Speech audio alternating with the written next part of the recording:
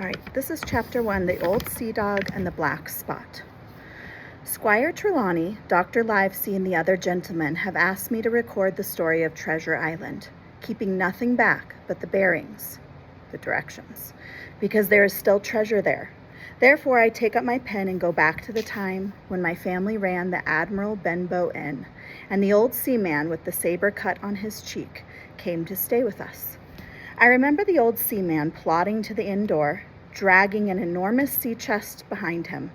He was a tall, nut-brown man with gnarled hands and black, broken nails.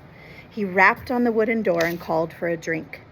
He drank it slowly, savoring the taste as he looked out at the rugged cliff top.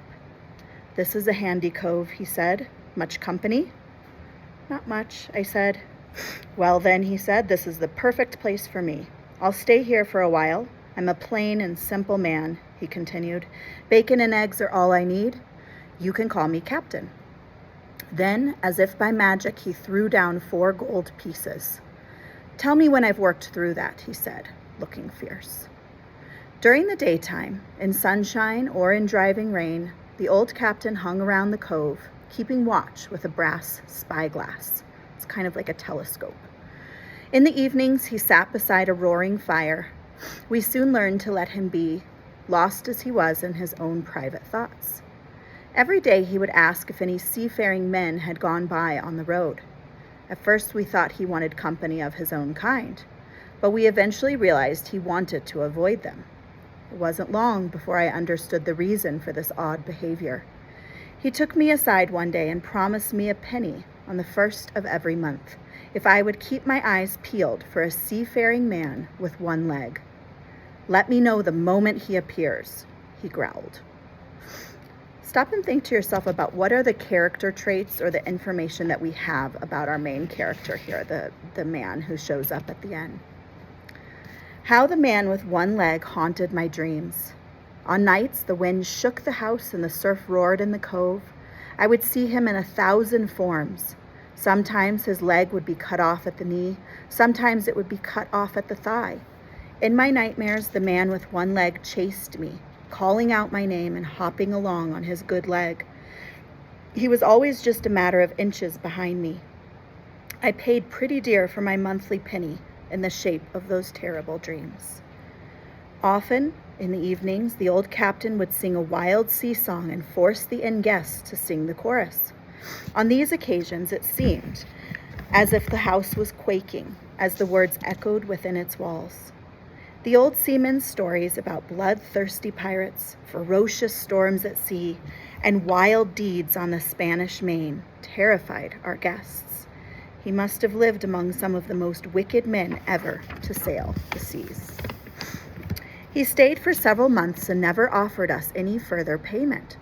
Whenever my father mentioned his bill, the captain would raise his voice and stare ominously at him until he retreated. I am sure the terror in which my father lived greatly hastened his death. One morning, while the captain was out walking and taking in the salty sea air, another seafaring man arrived. I was setting the breakfast table when the door opened and the man stepped in. He was a pale, rascally-looking creature, and I noticed he was missing 2 fingers.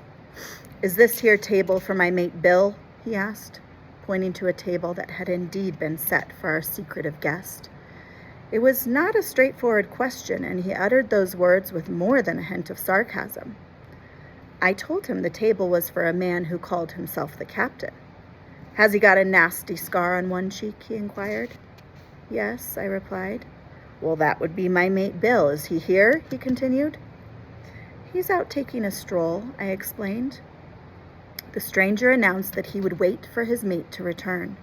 Then he stood inside the door, peering out like a hungry cat, waiting for a mouse. After a while, the captain strode in. "Bill!" shouted the stranger. The captain spun around. He had the look of a man who had seen a ghost. "Black Dog!" he gasped. "And who else?" returned the other. "Black Dog's come to see his old shipmate, Billy Bones." "Now look here," hissed the captain. "You've managed to run me down. What's your business?" "I'll have a drink," said Black Dog. "Then we'll sit down and talk square, like old mates." They sat down, and for a long time I could hear nothing but low mumbling. Gradually, their voices grew louder until the interaction became a cacophony of unpleasant exchanges. This was followed by an explosion of crashing sounds. The chair and table went over, a clash of steel followed, and then a cry of pain. The next instant, I saw Black Dog in full flight and the captain in hot pursuit, both men with sabers drawn. Blood streamed from Black Dog's left shoulder.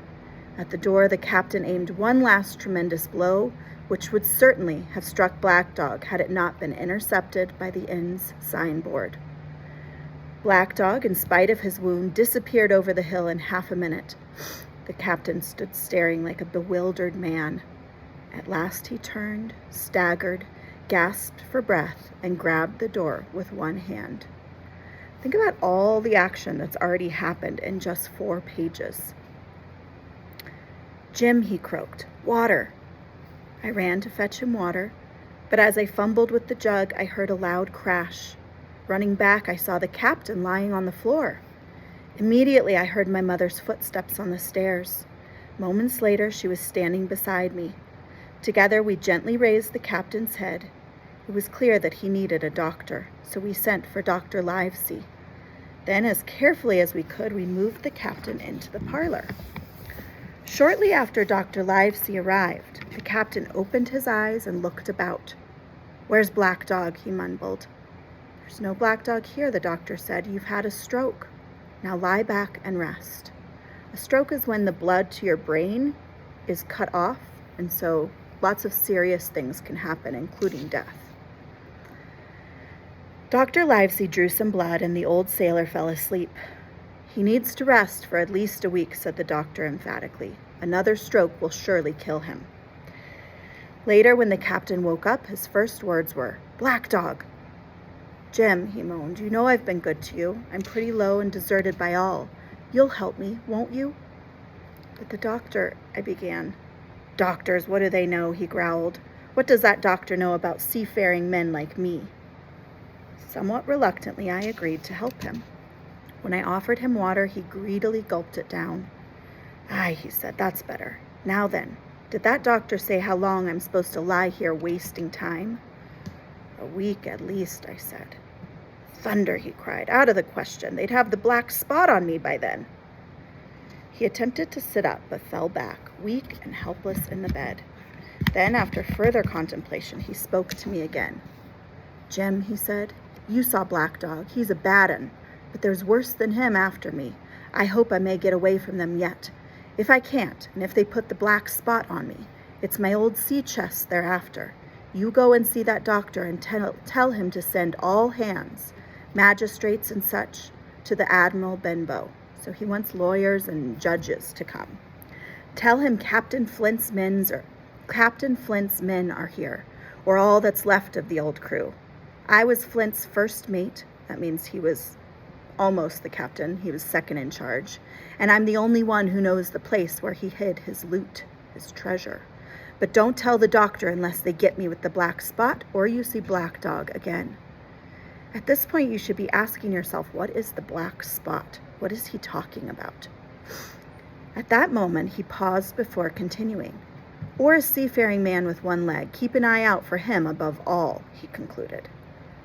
"But what is the black spot, Captain?" I asked. "That's a summons, mate. Mutiny. Keep your wits about you, Jem, and I'll share with you equals, upon my honor," he continued. So basically, he's going to be called into the court of law. That's the black spot. And it also means that his men have turned against him. Mutiny means when you turn against the person in charge. His voice grew weaker as he said this, and soon he fell into a heavy sleep. I should have told the story to the doctor, but my poor father died quite suddenly that evening, which naturally put all matters aside. The day after my father's funeral, I was standing at the door full of sad thoughts, when I saw a blind man slowly walking up the road. He wore a green mask over his eyes, and he tapped the ground with a stick. He was hunched as if from age and wore a hooded sea cloak.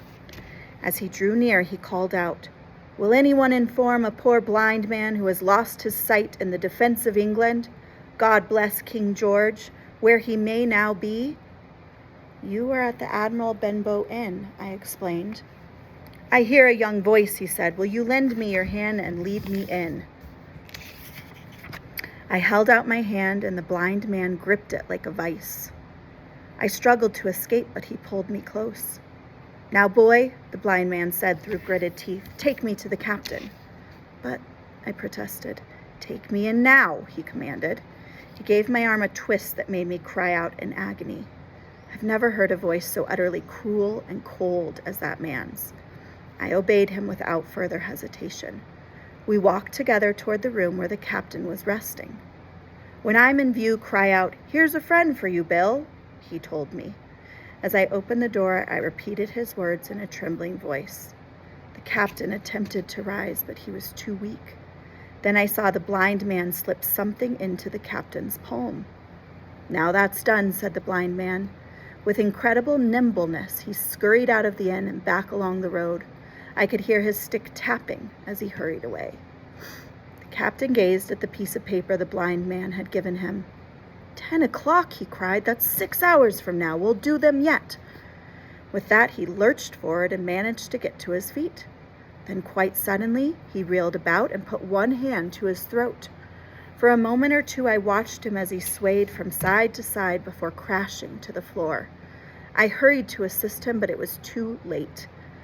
My mother descended the stairs, and I saw the old seaman lying on the floor. I explained to her as best I could what had just happened. After much discussion, we decided we should open the captain's sea chest and take the money he owed us. First, we had to retrieve the key from the captain. The captain lay on his back with his eyes open and one arm outstretched. By his hand was the slip of paper, marked with the anticipated black spot. Scrawled on it was the message, you have till 10 tonight. Think to yourself, what do you think they want him to do by 10 o'clock tonight? I searched the dead man's pockets but could not discover the key to the chest. Perhaps it's around his neck, suggested my mother anxiously. I opened up his shirt, and there it was, hanging from a piece of string. I cut the string with the old captain's knife, and then my mother and I raced upstairs, intent upon opening the captain's sea chest. I'll stop there.